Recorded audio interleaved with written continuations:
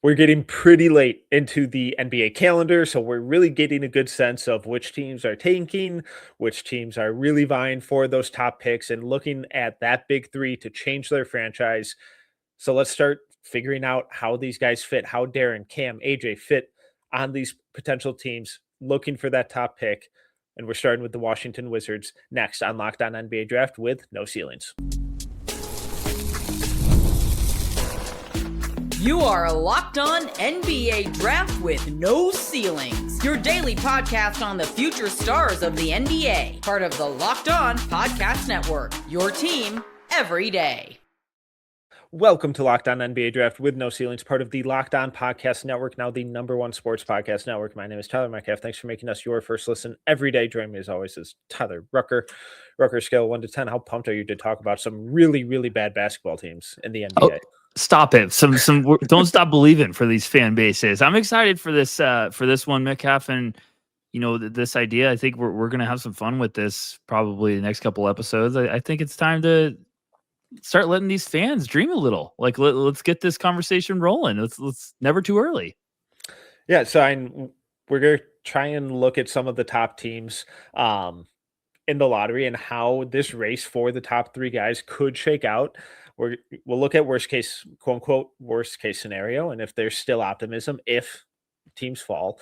And we're going to try and do it on a team by team basis. And we're starting with the Wizards, but the prize is one of Darryn Peterson, Cam Boozer, AJ Dybantsa, and the Washington Wizards are currently in first for that race. Worst record in the league at 11-34.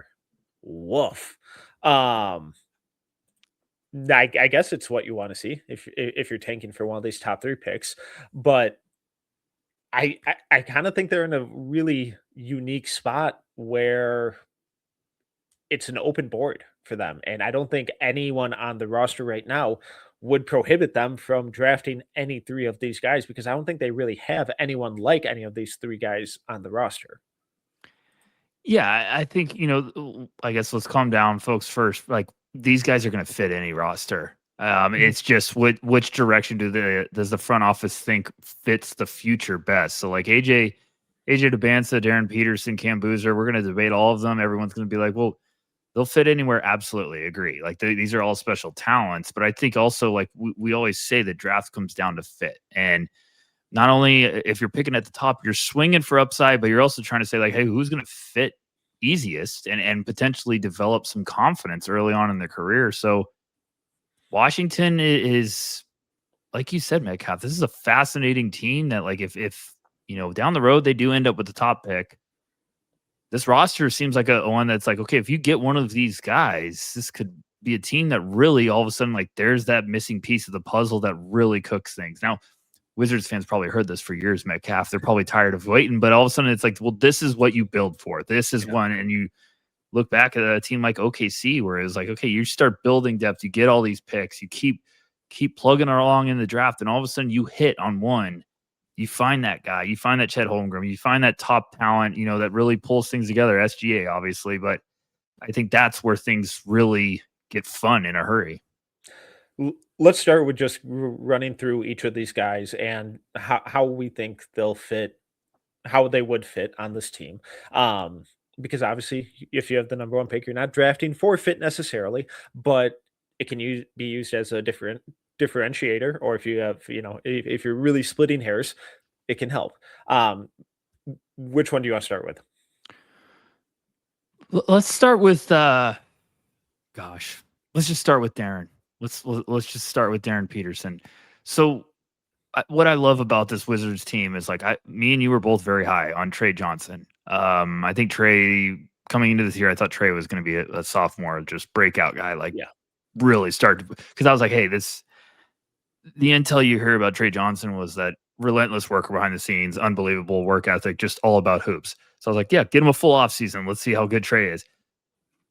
I don't think, respectfully to the Wizards, I don't think anyone on this roster is stopping you from drafting one of these guys. But I wonder also, like, okay, so what's your plan early on if you took Darryn? Now, hypothetically, Trey Young has been acquired, so you're going to at least see what happens with that. But what would you do, Metcalf, like early on? Because I think Darryn would be really dangerous with Trey. I don't know if you could play quote small with Trey at the 3, but if you did, oh my goodness, with Trey Young and this could be a nightmare. That having 2 Treys, I disaster. I need someone to figure it out. The front office was not thinking about the important things when they made this move, folks. Back to the days when we were joking about Nikola Jovic getting drafted by the Nuggets, and we were like, we cannot allow this to happen. Jalen Williams, Spider-Man memes, and yeah. But yeah. Well, I mean, what would your look if you got number 1 and Darren's just head over heels? You're probably like, don't care, draft him. We'll figure it out. We love it. Like, what were you thinking? Yeah, it would be almost impossible to play a three guard lineup of Trey Young, Darryn, and Trey Johnson. I think defensively they would get torn to shreds. Yeah. Alex Sarr would just be having the worst time. And Bilal Coulibaly would have to be out there all the time as well. And that now there's no rebounding out there either. So I think it would be really tricky from that standpoint. I love Trey Johnson. I had him probably higher than just about anyone out there last year. He's still not keeping me from drafting Darryn Peterson. And that's how talented and dynamic I think Darryn is on the ball. We've really only gotten flashes of his playmaking. What we saw throughout high school was so much more advanced and impressive than what we've seen at Kansas this year. They're playing him in more of that secondary creator role, and that playing off of Trey Young specifically, I think that would fit really effortlessly. I think some of the 2-man game connection and chemistry that we're seeing build between Darryn and Flory Badunga right now could really be translated easily with Darryn and Alex Sarr. I think that'd be a really fun pairing. I think Bilal Coulibaly, his length next to Darren's length and athleticism and defensive disruptiveness would be a really fun pairing to build off of and influence each other going forward. And now you have another really dynamic, versatile shot creator, shot maker who can get to his spots in all 3 levels and score really efficiently. So it would be, at first glance, it's kind of a clunky fit because he doesn't really work with Bub. He doesn't really work with Trey Johnson. Keyshawn George, I think, would be fine, but I think you just still take him. If you're worried about the fit, I don't think you should be. Yeah, I think you take him, you figure it out. Like, look, if Bub, I still very, very high on Bub. I think this is a classic, guy that hits that, sophomore wall. That's like, we either see you struggle as a rookie, sophomore, take that leap, or you have good success as a rookie, then all of a sudden come backwards a little bit, and then you take that next step forward. So I'm not giving up on Bub yet, but it's one of those where it's like, if you get Darryn, there's a lot of different ways where you could kind of be like, oh, those 2 might fit really well. Those 2 might fit really well. And it's like, that's a good problem to have. Just be like, hey, well, this might fit fantastic. The Trey Young curveball is now just kind of like, okay, well, what is this going to look like? But it'd also be really nice for Darryn to have that veteran point guard next to him. Exactly. So, like, just get this firepower and figure it out later. And I just think Darryn is too special of a talent that I don't care what roster you have. You're taking them, and then you'll figure out everything, and you'll be pumped about it. And they would have a lot of young pieces. And look, like the NBA, you need depth now more than ever. You need different wrinkles. So it's like, well, start one of these guys as your 6th man coming off the bench, rotate him in, like get some extended minutes. You can figure this out pretty easily. All right. Well, let's also make the case for Cam Boozer, AJ Dybantsa, how they would fit, why it would make sense to swing on them at 1, 2, or 3 right after this. Tax season doesn't have to take over your life. This year, TurboTax is making it easier than ever to just hand things off and move on with your day. With TurboTax full service, you can have your taxes done for you by a trusted local expert, start to finish, without the stress or guesswork. You can upload your documents, go about your day, and get updates right in the TurboTax app.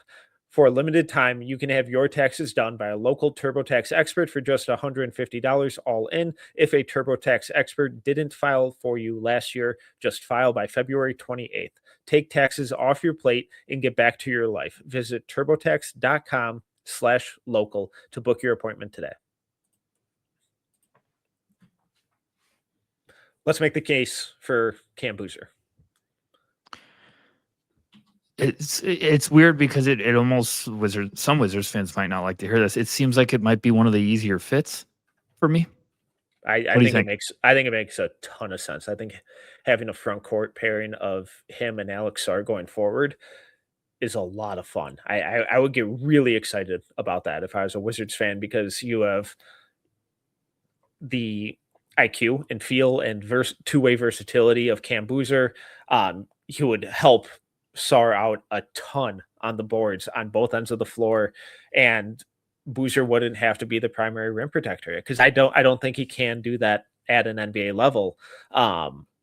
But when you have someone as springy and as athletic and lengthy as Alex Sarr roaming behind you, that takes a lot of pressure off your plate, and now he can maybe even lighten up a little bit, not bulk up, maybe scale down from the 250 and get down to the 235, 240 range, get a little lighter on his feet because his footwork is awesome, and then just make that a little easier for him to defend in space, slide his feet. So I from a fit standpoint, I really do like the Cam Boozer fit there. I think the team could explode with Boozer.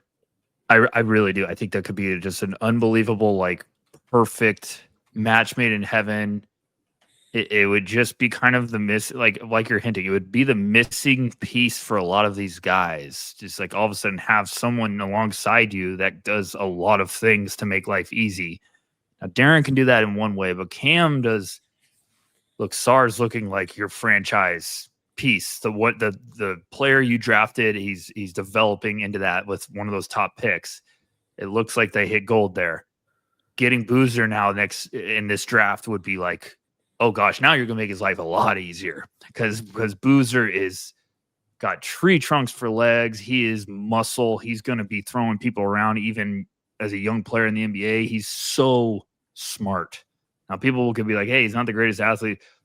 He's 6'9", 6'10", 250. Yeah, he is a running tree down the lane. Like, he is so hard to slow down. He just can be a juggernaut coming down that way. And it's controlled. Like, it's not just a loose cannon. He's controlled. He's so smart. And his playmaking is sensational. So putting him along Sarr makes Sarr's life easier. Putting him then all of a sudden, like, you post up Boozer and you just have these shooters spaced all over, he'd be able to be a playmaking machine. It'd be awesome.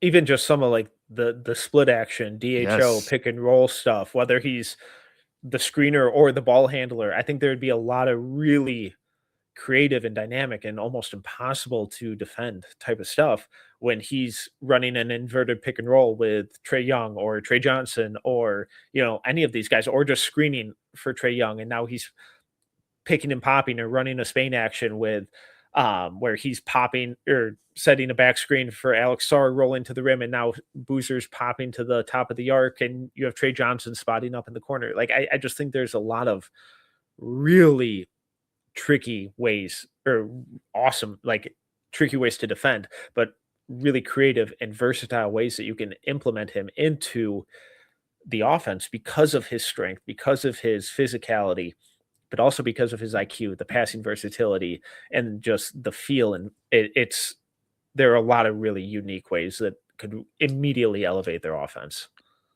Look, people can question the athleticism. Early in the year, it was the finishing stuff, which rightfully was deserved, because if you watched on tape, you're like, okay, he's got to figure this out. He's figured it out. Yeah, he's definitely trended in the right direction. But we're also, his last, I think for the conference play right now, he's 24, almost 24, 10, and 4.5 assists. Come on, man. And 2 steals a game. Like, he's playing unbelievable basketball. He's a robot. He is a machine. And that's what the Wizards need. Like, that is the missing piece, that you get someone in who's just been a winner his whole life. I don't care what anyone says. Like, winning is contagious. And everywhere Cam Boozer goes, he wins.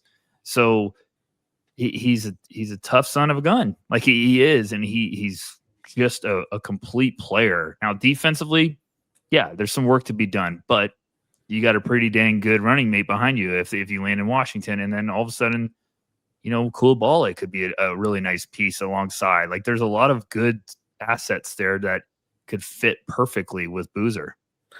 What's the case for AJ?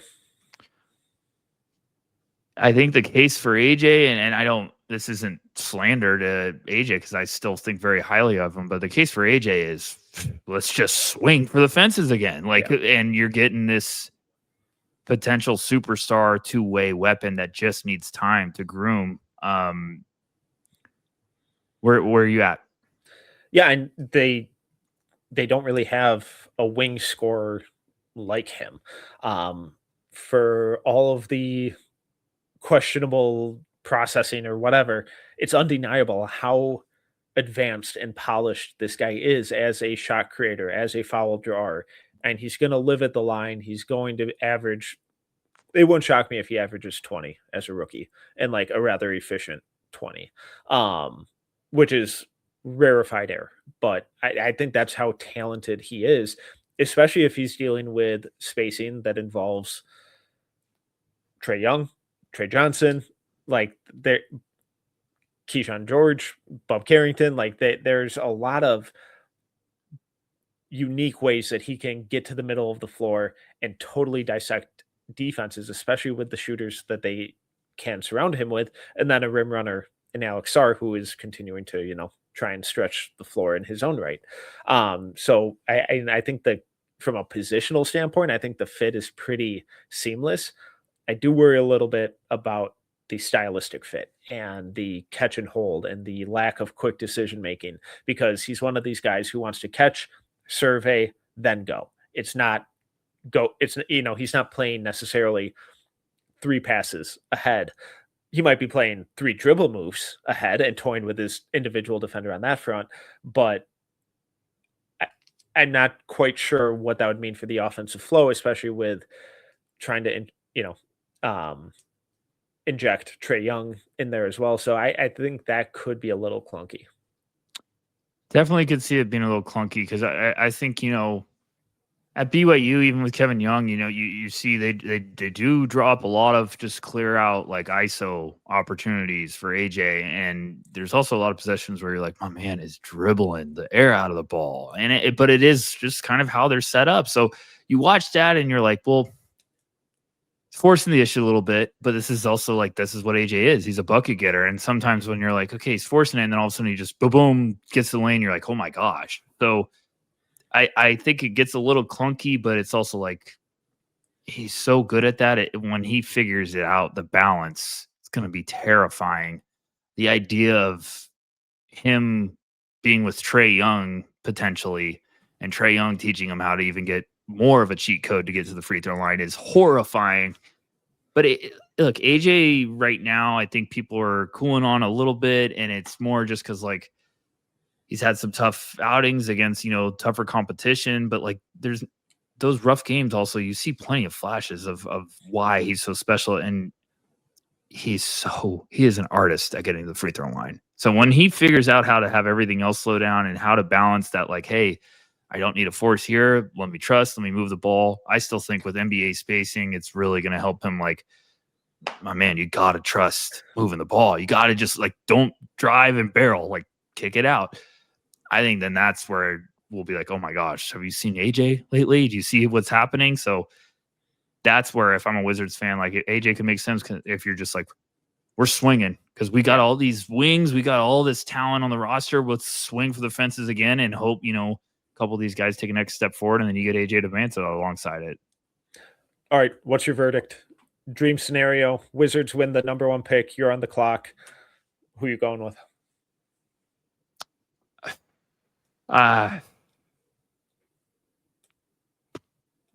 Look, did I re-sign Trae Young? He picked up his option.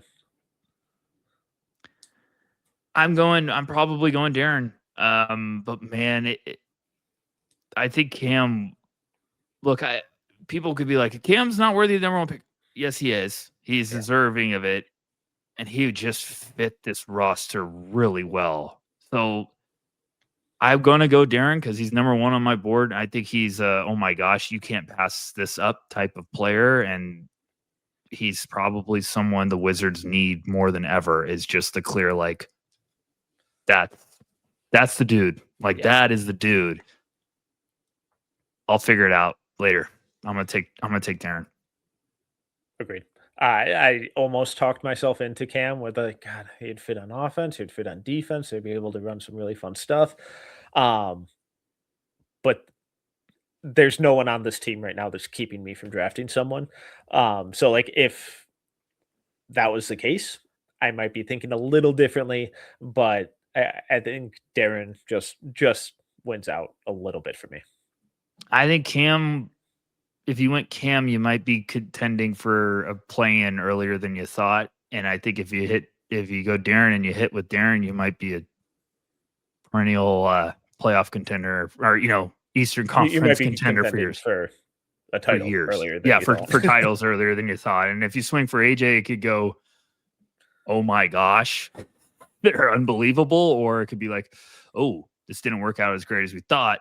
But I'm not saying that he wouldn't be good. You just might be like, this roster fits a little different. We have to change up, styles to kind of feed him. Yeah, and with Darryn or AJ, I do think there'd probably have to be some continued aggressive roster moves to be made. But hey, that's why they get paid the big bucks. Yes. Well, the problem is that the Wizards aren't guaranteed a top 3 pick. In fact, they're more likely to fall to 4 or 5, so disaster could strike. We'll tell you if you should panic or not right after this.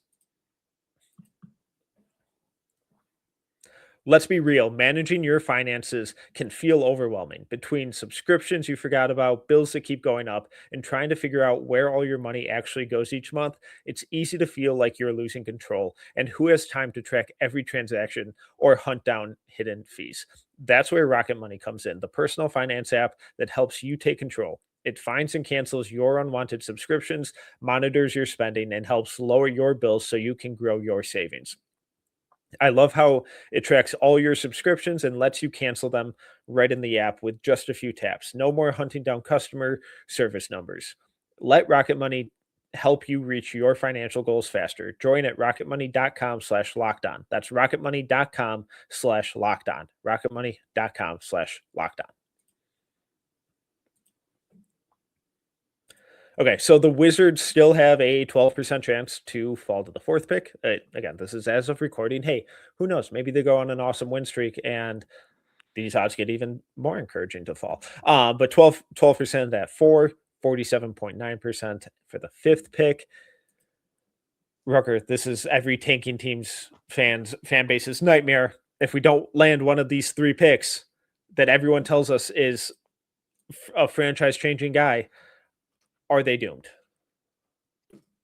No, not at all. Not this year. I think you'd really be bummed for a while, but you'd probably take the evening and be like, let me turn on some film and watch some of these other guys. And you'd be like, okay, we might be all right here. We might be fine. This is the year where you're like, hey, if you don't get one of those guys, you might still be okay. What do you think?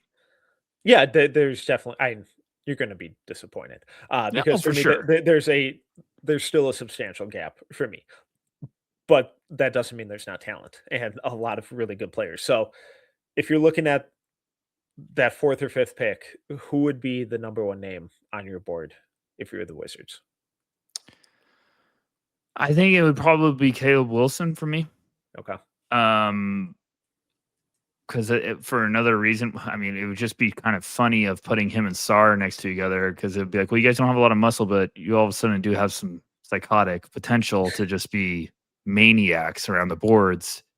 Sarr's really come into his own, but I think all of a sudden Caleb Wilson playing alongside him would just be like, okay, now you got a lunatic high motor guy right next to you with crazy length. That would be a really fun pair. Because it would just be like, gosh, they're so lengthy down there. If they can figure out how to survive strength-wise, and just Caleb's athleticism would be like, oh, boys, now in transition, we are running. We are going to get crazy. So I'd like that name a lot. I think Kingston Fleming's maybe gets into the conversation, but that gets a little. Are you going BPA or are you just? I still think you go best player at this point. But I'm looking at my board, and that second tier is Caleb Wilson, Kingston Flemings, Keaton Wagler, Michael Brown. The problem with that, those are three guards that I feel is a lot of overlap. And again, I know I just said you take best player, but when the fit is that congested, now if they wouldn't have taken, or if they wouldn't have made this Trae Young trade, I may have entertained a Kingston Flemings, Keaton Wagler, Michael Brown a little more here. Maybe if they keep playing like this, maybe I might still, especially Wagler. Oh my goodness. But I would still lean Caleb Wilson here, especially when you envision what inserting his length, his athleticism on the defensive end alongside Bilal Coulibaly, alongside Alex Sarr. Now you have a real defensive identity of chaos and ground coverage that can immediately be turned into offense going the other way. I think it helps spark plug them getting out in transition, mucking it up, getting extra chances on the offensive glass, improving their vertical spacing again, while also bringing in some fun passing feel and a whole lot of upside. So I would still link Caleb Wilson. If they fell to 4, if they fell to 5 and Caleb's off the board, that's where things get interesting. I think I'd probably go Kingston Flemings. I'd go Flemings. I think if you asked a couple of weeks ago, people would be like, well, about Jayden Quaintance. And I was just going to ask you, I was like, any wild card there?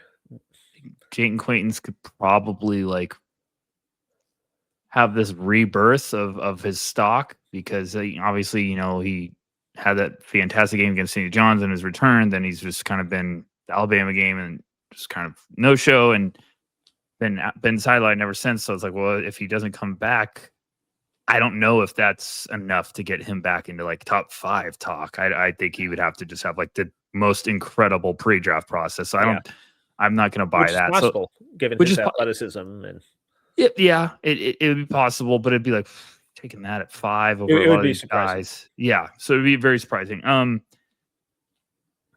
Yeah, I think you got to go guard, and the problem is I'm right with you, and I think a lot of people around the industry feel the same way when you talk to scouts. Is like, I think then all of a sudden it gets guard heavy, and you're like, okay, well, are you going to pass up a guard just because there's a bunch of good ones and you've got some guards on your roster? I don't think so. So I think you go guard. I think Wagler is red hot. That could be one that makes some sense where you're like, hey, the upside, we'd be patient.